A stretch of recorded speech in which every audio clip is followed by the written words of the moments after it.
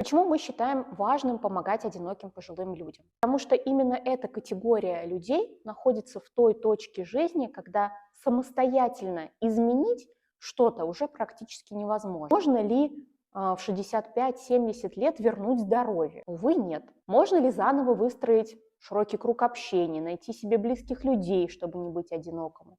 Это очень сложно. Можно ли и возможно ли устроиться на новую работу или освоить новую профессию, чтобы обеспечивать себя? Чаще всего нет.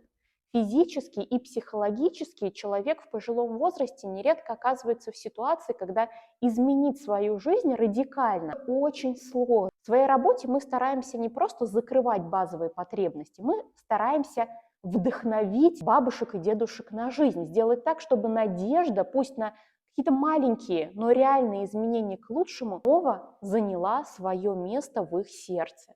И это для нас ключевой вектор в работе.